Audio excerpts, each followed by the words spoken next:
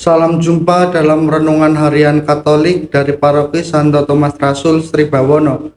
Hari ini Selasa 25 Juni 2024. Kita akan merenungkan bacaan dari Injil Matius bab 7 ayat 6 dilanjutkan ayat 12 sampai dengan 14.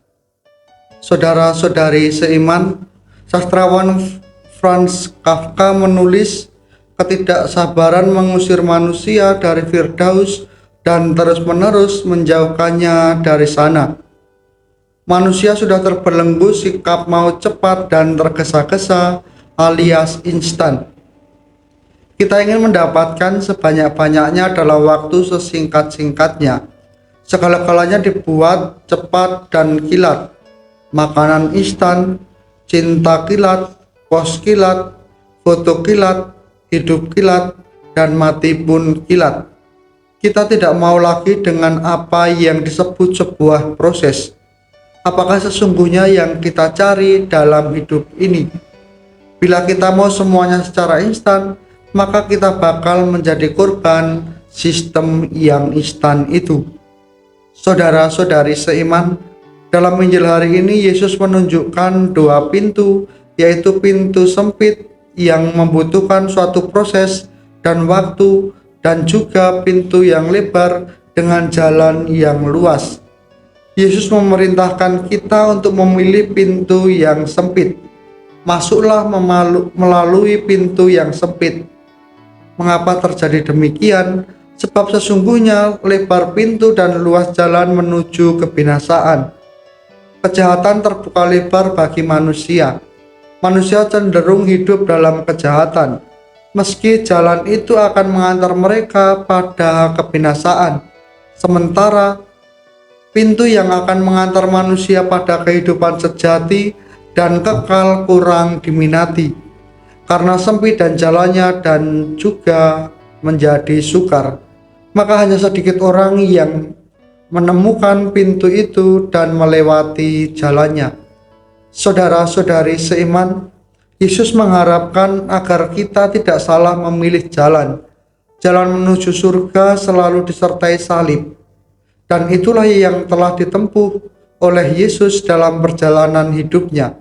Yesus mengajak kita untuk selalu sadar bahwa setiap kesulitan yang kita hadapi sebagai pengikutnya selalu menjadi jalan menuju surga, asal kita berjalan bersamanya.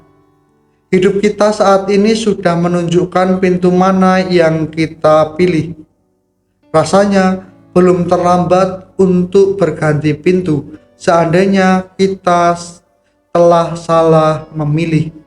Saudara-saudari seiman, maka menjadi pertanyaan bagi diri kita, apakah pilihan yang kita buat membantu kita bergerak menuju tujuan untuk mencintai Tuhan dan mematuhi kehendak-Nya?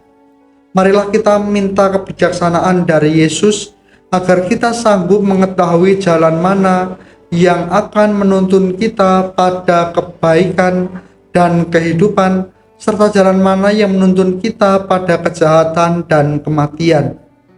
Tuhan Yesus yang memampukan kita untuk memasuki pintu yang sempit menuju kehidupan dengan cara menjaga kemurnian iman dan cara hidup yang dikehendaki oleh Tuhan. Saudara-saudari seiman, maka mari kita berjuang agar kita dapat mencari untuk menemukan kehendak Tuhan dalam hidup kita, meskipun kita harus melawan arus kehidupan pada umumnya. Hal ini tidak selalu mudah untuk kita lakukan, karena kebanyakan dari diri kita lebih menyukai kenyamanan dan hanya sedikit orang yang mau melawan arus. Hanya sedikit orang yang bisa melakukan melulu kebaikan tanpa embel-embel. Betapa sedikit orang yang mencintai tanpa kata tapi, atau mencintai tanpa kata asalkan, ataupun alasan-alasan lain yang kita sampaikan. Ketika kita berhenti melakukan kebaikan hanya gara-gara tidak mendapatkan perlakuan seimbang, itu berarti sikap baik kita belum berkelas, karena masih mengharapkan balasan. Jika ingin kasih dan kebaikan kita menjadi berkelas, maka tak perlu mengharapkan balasan. Bukti kerendahan hati adalah kita mampu bersikap tanpa kecewa ketika kebaikan kita tak diperhitungkan sesama mereka yang ada di sekitar kita. Tuhan memberkati.